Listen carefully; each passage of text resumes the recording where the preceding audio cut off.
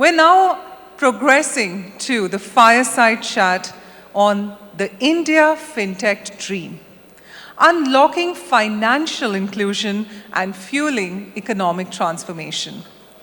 We're elated that we have with us two dignitaries joining us. First, as the moderator, we have with us Mr. Tamal Bandyopadhyay, who's the consulting editor at Business Standard, along with the speaker, Mr. Ambarish Kenghe, VP GM GooglePay Google. Let's call both our dignitaries, and we await for a great discussion. Thank you. Very good afternoon. Next half an hour, I'll pick this gentleman's brain on Indian Fintech Dream, unlocking financial inclusion and fueling economic growth. So, welcome, Ambarish. Thank you, Tamal. Ambarish Kenghe or AK? AK works just great, you know. Okay. It's easy, it's simple, that's how we should keep things. Okay. And it's after lunch, so, you know, our job is to keep these guys awake, right? Yeah, but I never felt so intimidated and for a fireside chat. This gentleman holds 4 patents, right? Such a young age, 4 patents. What are those things on? Well, I'm actually older than I look. Well, these patents in one minute, no self-marketing, just what are the 4 things? Tell me. These are actually, many of them are actually in computer networking.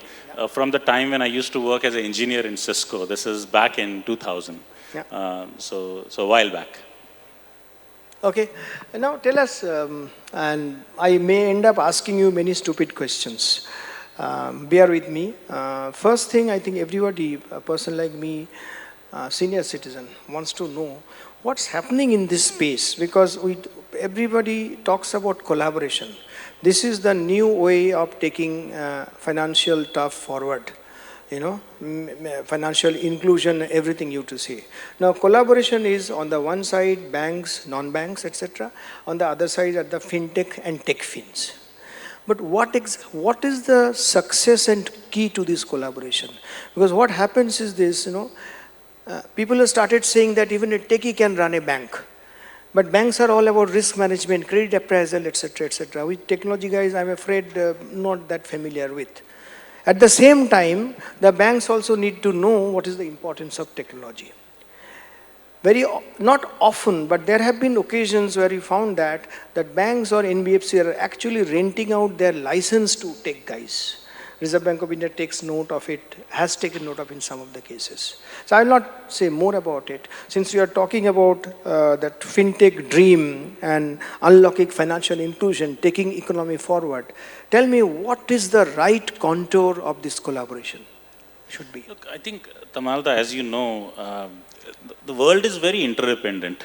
You know, there is nobody who can operate in a silo. No country, no individual is operating in a silo in the world.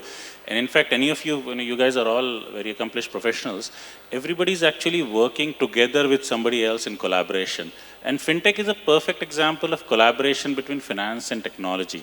And that's why, in fact, RBI recognized it very early. In fact, RBI recognized payments early on, put up DPSS back in 2005.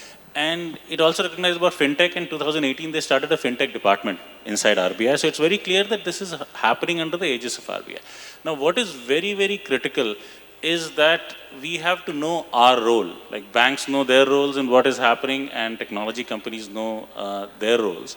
And it has to happen within the regulatory framework. I think challenges happen when companies don't follow the regulatory framework, both in spirit as well as the letter. It's not just in the letter, but you have to think about the spirit behind that. The other thing I found, and we've done that, is that if you have a question, and if you're not sure about anything, you can see, even in this event, you see the regulators out there, you can reach out to the regulator, ask a question, instead of actually wondering about it or doing something that may not be right. And therefore, I think this collaboration can happen, without a challenge. The only other thing I'll add before I come back to you, Tamalda, is, in fact, I have a very high regard for the banks that I work with. I think even though you said, look, they don't understand technology, actually most CEOs that I know in the banks understand technology quite a bit. In fact, the thing that we have to appreciate is that when they are trying to modernize the banks, they're trying to change the tires of a car while it's moving. In fact, it's a much bigger ship than that. So it's a hard thing to do for anyone. And I think they're doing a fantastic job bringing these things forward. Tomorrow, if you have the choice to choose a techie to run a bank, would you say yes to it? I mean, not for yourself. Can a techie run a bank? Look, I actually think it's hard to say, look, whether a techie should run a bank or not. It's not for me to I see how Tamal Da smiled after that question. It's not for me to decide whether a techie runs a bank or not. There are sort of many more, individuals who are looking into it. I think we shouldn't silo people into techie or non-techie. In fact, there may be now, I don't know, there may be many bank CEOs who have engineering degrees or who have done technology. So it's not about a techie or not. It's about whether they are good enough to run the bank. Do they have the qualifications? Do they have the experience? Can they do the right things? Can they follow the compliance framework? Can they create the growth? That's what you would look at. I think we shouldn't silo individuals into techie or non-techie. Okay, fine. So it's the key to the collaboration is to follow the rules both, both in letter and spirit. I think in some of the cases it doesn't happen that way. That's why we regulator takes note of it. But tell me, in the entire scheme of things, how do you educate us, the customers? Because there have been occasions where some fintech or tech fins, on behalf of banks, they start taking deposits. And then obviously the RBI doesn't seem very happy. Because if I am paying money to that particular entity, for me, is that the fintech or the tech fin is the entity, not the bank. So how do you think that educating us plays a very key role in this entire scheme of things? Yeah, no, I think it is very important to be transparent. I think the two things which are really important is educating the customers. So even in the basic payments that happens, right, you should know that, look, which PSP are you going through? It is very clear that, there's a PSP that you're going through. It should be, if you are enabling a loan for someone, you should know who the end entity is that you're taking loan from. Same way with deposit, you should know what end entity is taking the deposit, so that you know where your money is actually going or where your money is actually coming from. And that transparency and education is very, very critical in this. As long as the brands and everything is transparent and the customers know the key facts, they know what brands are involved, what terms are there, I think then things work more smoothly. So when it comes to collaboration, it's following everything in letter and spirit. And it comes to business, the transparency. Very important. Transparency is very important. So let's come to that key three-letter UPI. Everybody, you and I, everybody is talking about keeping the P in between UPI. Tell me, what's your assessment? Because is it overhyped, or is it like entire world talks about UPI? I mean, this is something where we are marching forward. We are way ahead of even the developed markets. Everywhere you go, that UPI, your UPI. Like incidentally, I use GooglePay. It's there. Thank you so much, Tamal. I wasn't asking him for the marketing, but he just did that. For an experiment, I took a trip, meaning my family trip with my pet, on the Gujarat border, one place.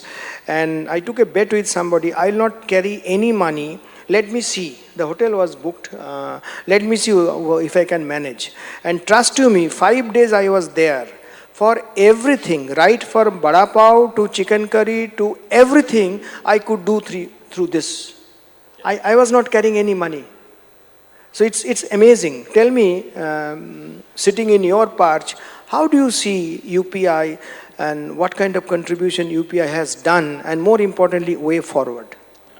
So look, there is all of you folks know it, so it's not even news. Tamal Da saying that 5 days you went without cash. I actually have gone without cash now for I don't know when I touched the cash last. In fact, there were a couple of use cases that are also done. There is every once in a while, Tamal Da, I'd go to some place and they may not have UPI, but somebody else will come along and say, you just pay me and then I'll pay these guys if you're really in a remote place. So I've not found that challenge. I think it's way beyond the hype cycle because we don't even have to talk about everything that is happening on UPI. It's trillions of dollars in India already transacted every year through UPI. Billions and billions of, hundreds of billions of transactions happening every year. So there's no question of overhype. In fact, the way I think of UPI, and maybe you'll appreciate it, I'll go back to my patents. Please. Because you talked about my patents, but I'm going back to my Cisco days. So back in 2000, when the internet was being built, Cisco was doing this. It was really about moving packets from one point to the other in a very cheap, fast manner, right? Free, you could move packets from one point to the other. The new UPI, what it did is instead of packet grams, it moved money grams from point A to point B. So think of it as moving money. And on top of it, when you talked about what happens next, on top of it, many use cases have already gotten created, but many more will create it. And then if you can think of it as a building block and see what all can you do, right? There are merchant payments that happen, there is bill payment that happen, recharges are happening on it, online payments are happening, ASBA, IPOs became easier, trading became easier, and you'll see more and more of that happen, and now, enabling credit on UPI, connecting CBDC, other rails. So you will see that sort of stack building similar to how internet got built, the Finternet will get built on top of it, and that's already happening. That's already happened, but if I ask you, like if you and me are talking in 2027, something like that, 3 years down the line, where do you see the use of UPI? I mean, one, of course, UPI will get into other geographies, which has already started. But beyond that, how is going to change our lives? When I say our lives, meaning not your life and my life, or these ladies and gentlemen sitting there, but the vast majority of people who live in semi-urban and rural world, for them. Actually, it's a great question, Tamal. What we have not talked about is the economic impact of UPI already, and where it is going next, right? Really, economy, like if you take a step back, and when we were sitting down, Tamalda said like he's a student of macroeconomy and he covers some of this, so maybe you'll sort of enjoy some of this. The economy runs when money moves. If money stops moving, economy stops. So going back a little bit and then I'll go forward. In COVID actually, if we did not have UPI, the economy would have come to a freeze because you couldn't move money. When workers went to their houses and we kept paying them through UPI, how would you have paid them, right? So nobody would have come to your home and delivered anything unless you paid them in advance and you were able to do that. So there are tons of stuff that is happening. Actually, in fact, one of the studies that needs to happen, and I don't know of a good study there, is what is the impact of UPI in terms of percentage points on the economy of India and long-term impact of it, just what UPI has created. And it would be a very interesting one. Now going to just, Tamalda is talking about just 2027, which is like very, very close in these times. Three years. Yeah, I mean, which is nothing. But what is very clear is that, because we are talking about a 5 trillion economy by 2028. Yeah, so around the same time. I mean, India would be close to or the third largest economy in the world. And UPI would have played a very large, it's like 26 trillion is US right now, 17 trillion China, and 4.4, 4.2 Japan, Germany, and then it's India at 3.74, somewhere there, right? So in 2027-28, India would be the third largest economy, and UPI would have played a very large part in it because it would have enabled a lot of transactions. But where it will go is just in terms of transactions, right? It will start moving towards that, 100 billion transactions a month goal that I think Dilip talks about. Initially, it was a 30 billion a month, like 1 billion a day, but that seems very achievable because we are already at 14, 15 billion a month. So one is just in terms of transaction, it would have grown. Also, see, if you look at it now, we are close to maybe 400 million people transacting on UPI. This would have, it's still a large headroom, right? India has 1.4 billion people, maybe 900 million bank accounts. So there's a lot of people who can transact through. Again, more internet and smartphone penetration would have happened, and more of the UPI would happen. Interestingly, I don't know how many of you know this, cash in the last 10 years, actually in the last 6 years also has grown by 8% a year actually. Even as UPI has grown, cash has also grown. My guess is that as we talk about 2028, the cash will actually maybe not grow as much. It'll still be there, but you'll see less of that. But on top of UPI, you will see... By cash, you mean the currency in circulation? Currency in circulation, of course. There is currency in circulation growing. Now, what will also happen is use cases on top will increase. I think you will see UPI enabling more credit. Both credit on UPI as well as enabling access to money for people. So you will see much more happen in credit. Of course, it has to be done in a responsible way. It has to be done in a way in which the ecosystem is safe. But I think that is one area you will see a lot of movement there, because as people are doing transactions, they can see that they can do credit transactions also. And when you can understand that people have ability to repay, you will see more credit growth. So that's two things, right? Just number of transactions will go up. I think credit growth you will see more, and of course you will see a fueling of economy. Thanks, AK. Now next thing, before that, if you have any question, no, you don't have to wait till the end. Just anybody have any compelling question, just you can raise your hand and we can take in between, right? No commentary, nothing, just introducing yourself and brief question. So keep the microphone ready, please. I mean, we don't need to wait till the end. Okay, Eke, tell us, you were talking about UPI and how UPI is actually boosting the transactions, I mean the payment system. And also you are saying it's the umbilical cord sort of the credit culture, credit also. You're saying the both credit and all going up and all. Now, till day before yesterday, you were only talking about UPI. And now suddenly another three-letter word came, ULI. UPI and ULI, which Reserve Bank of India governor announced day before yesterday, it's unified lending interface, and it talks about the credit appraisal beyond. It's taking it beyond payment. Actually, in real time, you'll look for the data, you'll aggregate the data, and again, it's for in some sense, it's an extension or arm for financial inclusion because the farmers and MSMEs will take benefit out of it. So tell us this till, as I said, till last week or till early this week, we are talking about only UPI, and now it's UPI and ULI. How does this picture pan out before you? The Honorable Governor actually talked about this as a new trinity. The old trinity that you talk about is JAM, Jan Dhan Aadhaar and mobile. And he said now JAM, UPI and ULI will be sort of the new trinity that, almost a stacked up trinity on top of the JAM trinity.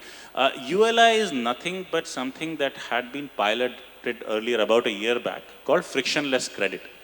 As all of you know, the challenge with credit, see today, only 1 in 5 people, that's the estimate, who can actually get credit can get personal loans. 1 in 6 MSMEs who can actually are eligible for loans, but only one can get. 1 in 6 can get. The challenge is that how do you assess them? They don't have credit scores, they don't have the data. And the whole idea with ULI is to create an open system, open architecture, open set of APIs that many fintechs, banks, other people can actually plug into. So it's a plug and play architecture from what I understand. To create a way for getting data, to enable data flow so that credit can be enabled. And the data could be anything. Data could be from account aggregator, data could be your land records, data could be your house records, it could be your e-Aadhaar authentication, it could be as much as like milk data, stuff like, or some of the satellite data on farms and stuff like that. So the idea is that people who are today not able to get formal credit because they don't have a formal credit history or they don't have formal data, because I think maybe like only 10% of the people who work in India are salaried, get pay slips. And many of them around you, right, household help, all of them, they don't get salaries. And they have no way of proving their worth. And so this would change that metric that I talked about, right? 1 in 5 able to get credit, 1 in 6 MSME able to get credit. If this data flow can happen, that could be quite amazing. So I think it's a very interesting initiative. The big thing here is, I think, all of us getting involved and connecting with it, but also, see, it's like UPI. People who were early on were able to actually plug into it. In fact, were able to create greater impact. Same thing with ULI. I think the more people, the more network can happen, that then it becomes a self-fulfilling prophecy. So my hope is that more people will connect to it, and then it can become big, but execution would matter a lot, both from the public sector, but also private sector. So that public-private partnership will matter a lot, I think. So that UPI and ULI combination actually take us forward much faster than what we would have otherwise anticipated. That's what you're saying? For sure. I think flow of data is like flow of money is important for economy. Flow of data is also important, but at the same time, flow of data in the right guardrails. Thinking about privacy, security, safety, all of that. And because RBI is involved in this, I'm sure that it will happen in the right way. But tell me, it's a little undiplomatic question, and you may not try to answer, that RBI's involvement does not necessarily mean that it will take off in a big bang way. Like we have seen the CBDC, our central bank is very keen for promoting CBDC. It's quite a few years now, but what does CBDC give me, which UPI does not give me? So I don't think anybody it's forget taking off, it's nowhere there. Why is this, you think? So one of the things that I have seen is that any success is like 20 years in the making. Now everybody says, hey, you know what, UPI is suddenly successful. That's not true.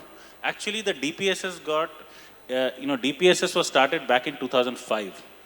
Then you've got like 2010 Aadhaar happened, 2008 NPCI was formed, 2014 Jandhan happened, mobile happened in 2016 in a big way, UPI then started in 2016 and actually did not take off. In fact, for the first 2 years, if you see, UPI wasn't that big at all. In fact, it was very, very small. In fact, sometimes people will say transactions are not going through. I was at Myntra at that time. I have some colleagues here from Myntra sitting here. It wasn't like but it takes time for anything. And I've seen this in technology also, that even though people feel like, oh, it's suddenly taken off, it takes few things, right? One is that it takes for the ecosystem to come and chain reaction. The critical mass has to happen. Second is that use cases have to get discovered. A lot of times there are these vision that people have and then suddenly it takes off. Internet was the same way. Actually, internet took off, a lot of hype cycle happened and then there was a big crash and then the big set of companies came in. So my hope is, and RBI I feel like has had this long-term vision, so my hope is that on CBDC, ULI, I think they will take a very long-term approach, which they've done. They talk about a 2050 kind of vision thing. So my hope is that will happen. CBDC will work out. Yeah. I think you will find use cases where it's interesting. For example, in cross-border, it's very interesting, and you will see more use cases. No, that will be wonderful. I mean, the kind of money one spend now for spending, to send money overseas, those whose children are overseas doing study and all. So CBDC will bring it down dramatically if that happens. But when, that's the key question. I think both cross-border and programmable money aspect of it. See, when you give somebody money and say you can only spend for these things or only on these merchants. So programming that money is easier with CBDC. But cross border to pehle karo, mera beta bahar hai, so I see that. We were just talking about it. His son is doing a PhD in economics out there. So yes. Anyway, pehle cross border karo. I'm waiting for that. So every time the bank obscene amount of the charge and all. This lady, yes, she wants to. Can she have a? Yeah, we'll not wait till the end, just in between, just for, and if you don't liking, if you are not enjoying it, tell us, we'll end it right now. This is okay, one of the most enjoyable conversations. Okay, yeah, sure, carry on. So, when do you think... Madam, if you introduce yourself. I'm Bhavna from Viti. We are a B2B marketing firm. Sure. So, while in our everyday, we are using UPI extensively, when do you think bigger companies will start accepting UPI payments from their vendors, and does Google pay its vendors through GooglePay? Because that's one challenge that we are facing. All our invoices have our UPI IDs written, but all the major companies have a big vendor registration process, post which our NEFT details and everything are shared. So when do you think UPI will, is there like a plan for it? Thanks. Yeah, I think currently B2B out there is not that big a use case. There are a few reasons for that. One is that, and this is sort of going back to what I talked about, 20 years in the making. I think right now the focus has been more on the B2C and P2M and P2P kind of use cases. But I do think, so a couple of things are happening. You are seeing the limits go up. And I think some of the back-end work has to happen because some of these companies that are paying other people, they're not sitting on a mobile phone and saying, look, let me make these payments. So some of those changes have to happen. I'm absolutely certain that NPCI and other folks are thinking about it in the background. But look, when you go through a phase, you go through priorities and say, jaise Tamal da said, ki pehle, cross-border to karo, phir dusra karna. So now I think P2P, P2M has happened. You will definitely see that. And I think you asking this question here, already a lot of people here who are connected with NPC and other things are already listening and saying, look, we should start thinking more about it. We'll give it a push. Thanks. A good question. Recently one credit card issuer started sending messages that you can pay back your credit card bill through UPI. Oh, that's that you can do for a, because that's almost a P2M kind recently of use case. Ajay, one more question, then we'll go back. Yeah. Sir, quickly, very quickly. Because we have 7 minutes left and I have many more questions for him. But just quickly. I checked last month. Sir, if you introduce yourself first. Yeah, my name is Anand. I checked last month, 70% of transactions on UPI were less than 500 rupees by number count. It costs banks and the entire ecosystem to process in terms of infrastructure, IT, this, that, the other. 1 rupee, same cost as 1 lakh rupees. Am I right in saying that? So the problem is that for how long are banks going to bear this? I personally believe UPI should continue to be free. And what is the solution if we are going to have this huge number of sub 500 rupee transactions going on UPI? Because clearly, physical cash is cheaper because you can keep giving money and no energy gets consumed and all of that stuff doesn't happen. So is there a solution? Actually, I'm not sure. Yeah, please.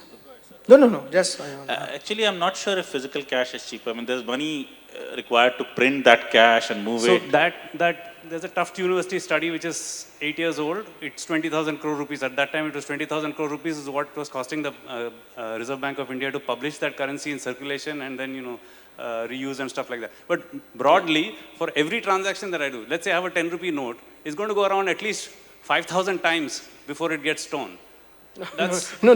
zero energy use. No, not that 5,000 times. Very, not even a fraction of it. Anyway, but money has its cost. I think you have a very valid question, and that's where, in fact, already, thankfully, I don't know if you use, UPI Lite or not.